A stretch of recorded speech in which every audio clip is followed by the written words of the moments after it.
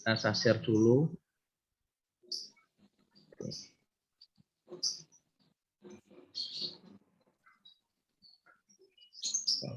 Share screen.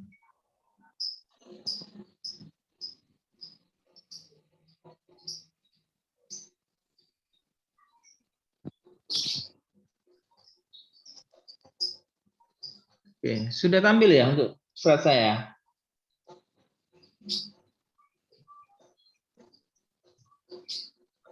Belum. Belum. Belum apa? Presentasi. Bentar ya.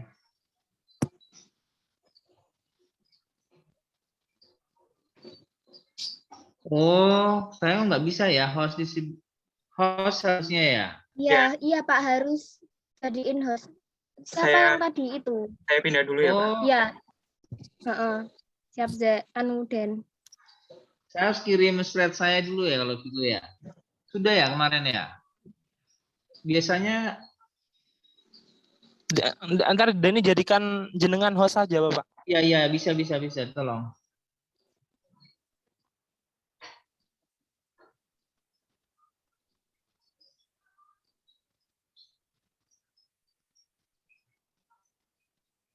Aduh, Ulfa salah, Ulfa. Ulfa mungkin Pak Yuda bisa dijadikan salah mic host aku tadi.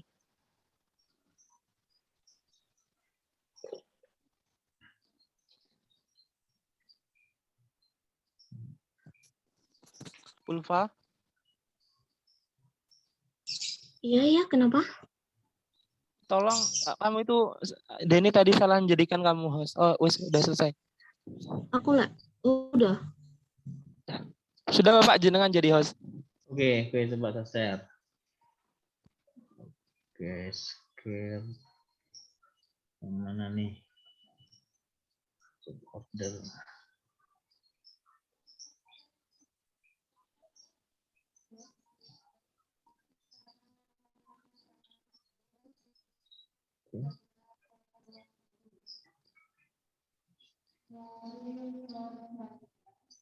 Oke ya, sudah tampil ya. Sudah.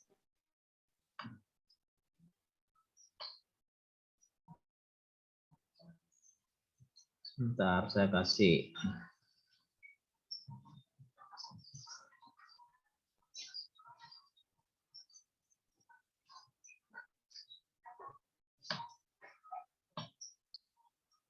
Oke, jadi materi yang minggu kemarin sama yang hari ini ya, kita ini akan membahas mengenai job order posting. Ya. Jadi sudah untuk perbedaannya sebenarnya sudah saya pernah singgung di sebelumnya ya untuk minggu-minggu yang lalu. Jadi job order costing method ini ya untuk perhitungan HPP berdasarkan pesanan. Jadi berdasarkan pesanan. Jadi kan ada dua, job order costing dan proses costing ya. Kalau proses costing itu berdasarkan pesanan. Jadi kita dalam 1 bulan itu langsung kita target memproduksi berapa unit untuk proses costingnya. Tapi kalau job order costing kita menunggu pesanan dari customer. Ya. Oke, ini sudah saya skip aja. Nah, ini ya. Jadi seperti yang sudah saya sampaikan di awal bahwa dalam akuntansi biaya ini fokusnya kepada atau objeknya ini adalah perusahaan manufaktur ya. Jadi kalau Anda nanti memilih judul skripsi yang bersinggungan dengan akuntansi biaya, jadi nanti objeknya ataupun datanya pada perusahaan manufaktur. Kemudian seperti juga sampaikan bahwa manufaktur itu berawal dari bahan baku ya, input, proses dan output ya. Jadi inputnya itu bahan baku ya. Kita mengadakan transaksi eksternal, pembelian bahan baku kepada supplier, itu adalah transaksi eksternal. Kemudian ada proses, ada perpindahan dari gudang ke bagian produksi. Itu adalah transaksi internal. Kemudian setelah diproses menjadi suatu produk jadi, ada perpindahan barang jadi dari produksi ke gudang barang jadi. Itu juga transaksi internal. Kemudian dari gudang jadi kepada customer itu adalah transaksi eksternal. Jadi ada dua kelompok transaksi dalam perusahaan manufaktur, yaitu transaksi internalnya dan transaksi eksternalnya. Jadi nanti saudara di sini difokuskan juga ke transaksi internal, di mana di semester-semester di awal saudara mempelajari transaksi-transaksi yang bersinggungan dengan pihak luar, supplier, customer, perbankan, itulah transaksi eksternal. Kemudian siklus akuntansi ini dimulai dengan pencatatan karena ada transaksi eksternal ya tadi ya, membeli bahan baku ke supplier. Jadi ada pencatatan harga pokok atau harga perolehan bahan baku ya. Itu ya, selain bahan baku. Kemudian jika sudah berpindah ke bagian produksi, itu nanti tidak hanya biaya bahan baku saja yang terlibat dalam pengolahan bahan baku. Jadi ada juga tenaga kerja langsung maupun juga overhead pabrik. Ya, itu. Nah, ketiga biaya tersebut, ketiga jenis biaya itu ada biaya bahan baku, tenaga kerja langsung, dan overhead. Itu nanti sebagai dasar pertimbangan dalam menentukan harga pokok penjualan. Ya, harga itu ya. Jadi terjadi di departemen produksi itu akan dijadikan perhitungan dalam harga pokok produk. Oke, ini siklus ya dari proses akuntansi biaya untuk pembebanan biaya ke produk ya. Di sini dimulai untuk siklus produknya kan tadi sudah saya sampaikan adalah pembelian bahan baku ya, pembelian bahan baku kemudian menyimpannya di gudang. Jadi gudang bahan baku, kemudian ada proses untuk menjadi bahan baku menjadi suatu produk yang diinginkan, kemudian menjadi produk jadi itu ada perpindahan ke gudang barang jadi. Ya, jadi di perusahaan manufaktur gudang ya, bagian gudang ada pencatatan, bagian produksi juga ada pencatatan. Jadi ada akuntansi masing-masing di sini ya. Jadi makanya lulusan akuntansi itu sangat banyak dibutuhkan, tidak hanya di departemen keuangan, tidak hanya di departemen akuntansi saja di perusahaan, tapi ada di departemen lainnya. Ya. Kemudian untuk siklus akuntansi biayanya ya. Jadi pada saat melakukan pembelian pada supplier jelas Anda sudah tahu jurnalnya ya. Jurnal pembelian kepada supplier baik kredit maupun tunai. Ya, ini adalah transaksi eksternal. Kemudian ini ada perpindahan. Nah, di mana nanti ini ada akuntansi juga untuk transaksi internalnya. Ya, di mana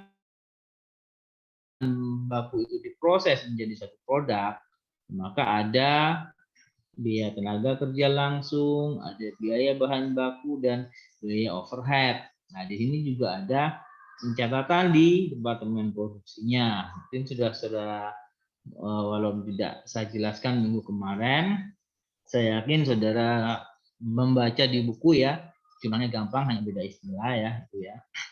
Nanti kita cek untuk tugasnya, ya, mudah-mudahan waktunya cukup ya. Nah, kemudian setelah biaya-biaya ini sudah terjadi di departemen produksi, maka di sini baru kita manajernya itu di bagian gudang ini bisa menentukan harga pokok produknya. Nah, harga pokok produk nanti menjadi dasar pertimbangan menjadi harga jual. Jadi kita bisa menentukan harga jualnya, memperoleh keuntungan berapa persen, itu kita harus tahu HPP-nya. HPP dari mana? Ya kita harus tahu juga biaya-biaya yang sudah terjadi dalam membuat satu produk tersebut. Jadi semacam rangkaian yang tidak terpisahkan. Jadi makanya informasi biaya itu sangat penting. Dalam hal ini informasi biaya produk. Ya, oke.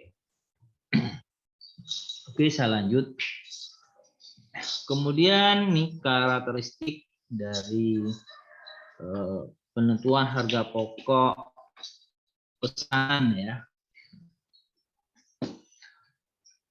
Pertama, perusahaan memproduksi berbagai macam produk sesuai dengan keinginan pemesan, keinginan konsumen, speknya, kualitasnya ya, itu ya. Jadi walaupun modelnya sama, misalnya modelnya sama, tapi belum tentu kualitas yang diinginkan oleh pemesan itu sama juga, bisa beda-beda.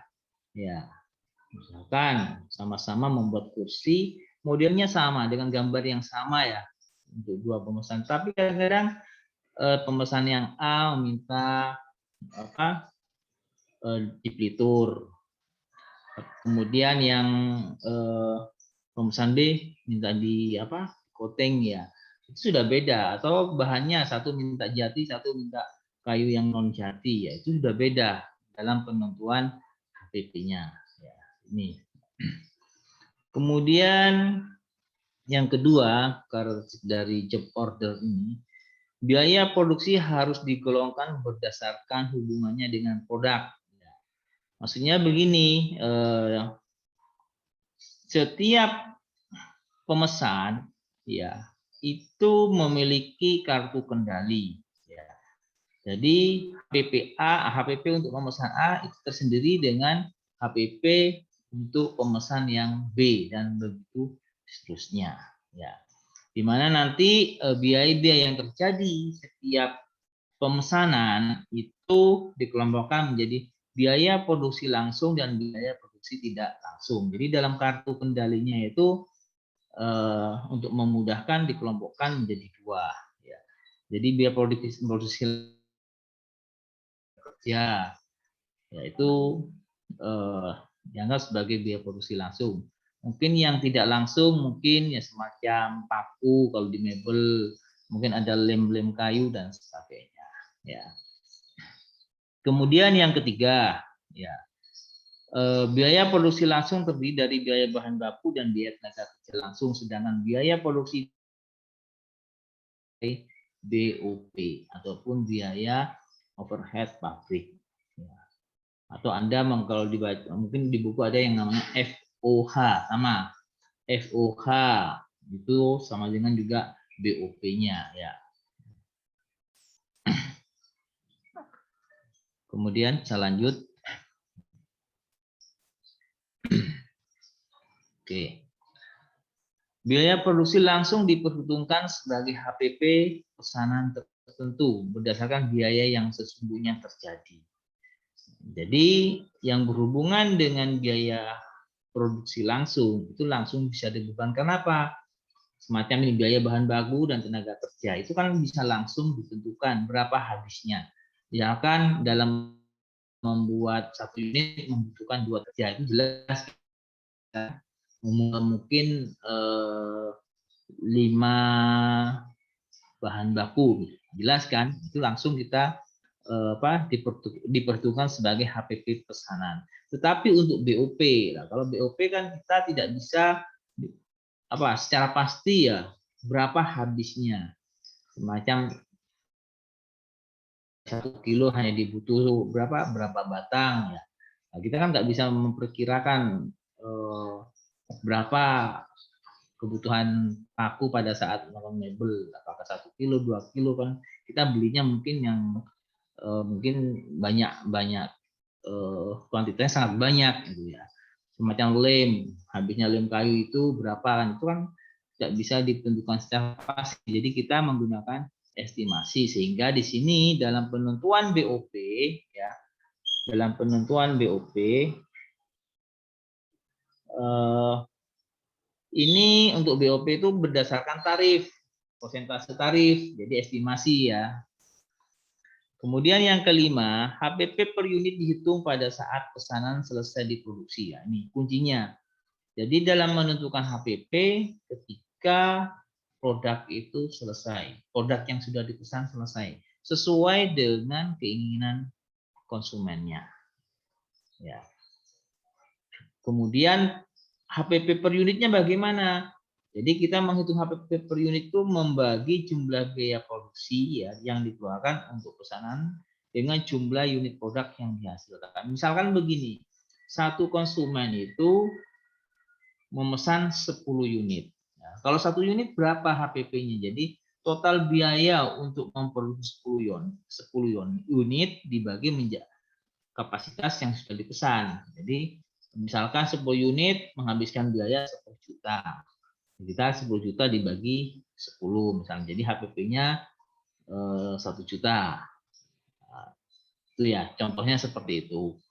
Jadi ya sesuai dengan pesanan konsumen dibagi unit ya. Jumlah unit yang dihasilkan sesuai dengan pesanan konsumen. Itu cara nanti rumusnya ada gampang. Oke. Ini aliran biaya manufaktur ya, sama dengan apa yang sudah saya bahas tadi ya. Ini ya coba ini dalam bentuk flowchart-nya ya, sama ke departemen ya, kemudian gudang masuk jika ada kebutuhan.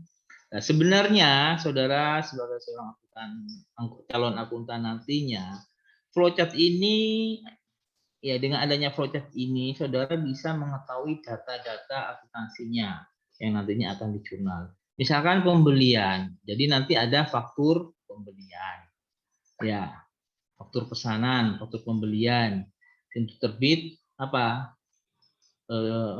Dalam ini timbul namanya bill, tagihan, bagian utang ya. Dari pembelian masuk ke gudang, barang terima di gudang, nanti ada bukti laporan terima barang. Jadi setiap barang masuknya ada lapornya, oh gudang sudah menerima barang yang dibeli, itu ada buktinya yaitu laporan terima barang, ya, ataupun laporan penerimaan barang. Oke, masuk pindahan dari gudang ke departemen produksi, ini juga ada buktinya. Departemen produksi meminta gudang itu tidak asal minta, jadi ada namanya surat permintaan bahan. Itu di ACC oleh departemen produksi, di ACC oleh gudang.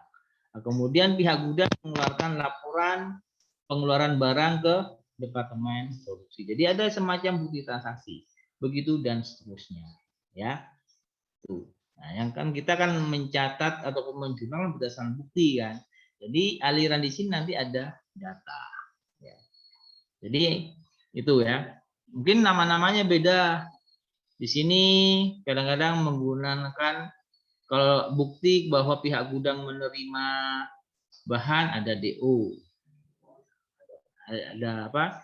Ada bisa juga disebut juga dia mengeluarkan namanya LPB, laporan penerimaan barang, atau bisa SPB, surat penerimaan barang dan sebagainya, ataupun surat jalan, surat terima barang itu bisa saja pihak gudang itu menyimpan surat jalan dari supplier. Ya, jadi ada pindasan surat jalan, ini gudang ini terima itu. Jadi macam-macam nanti, yang penting ada bukti ya, bukti pun bukti transaksi atau data nantinya. Oke. Begitu seterusnya sampai gudang ke gudang. Gudang kemudian perusahaan menjual ke customer, ada data juga, invoice ya, atau faktur penjualan. Begitu ya. Begitu seterusnya. Jadi transaksi internal maupun eksternal yang terjadi di lingkungan perusahaan itu pasti ada data ataupun dokumen ya, ataupun bukti transaksinya. Itu ya, tolong dipahami. Jadi nanti saudara ya, selain Anda tahu belajar jurnal, Anda harus tahu yang namanya flowchart ini ya, nantinya di sistem informasi akuntansi. Karena flowchart itu membantu saudara itu nanti data apa yang nanti dihasilkan untuk per masing-masing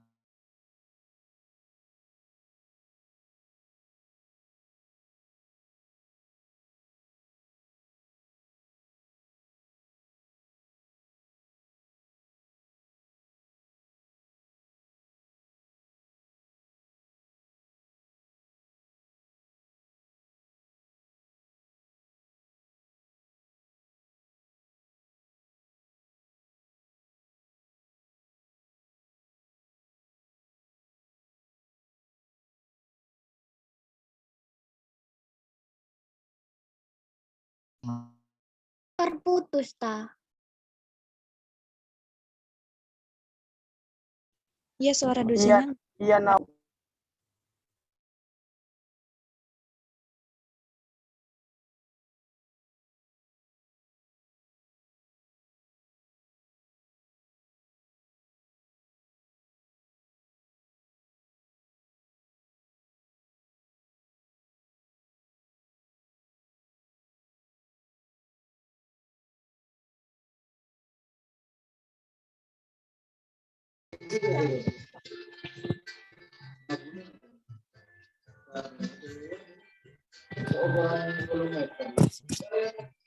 Halo guys. Iya.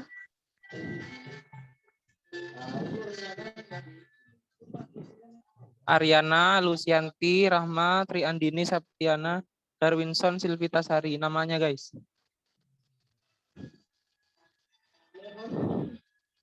Dirinem. Zeni, ayo Zeni. Ojo dul mengadul.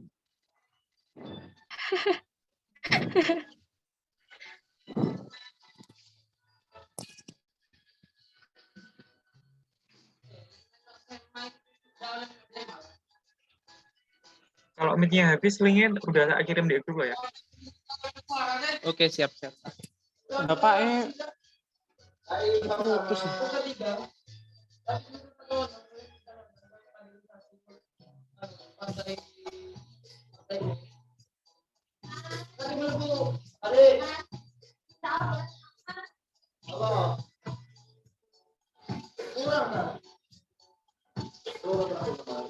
Tinggal 1 menit, mending pindah ke yang sebelumnya, yang baru aja. Ini tak akhiri. Oke, silakan keluar dulu. Ntar lagi gabung lagi di link yang baru.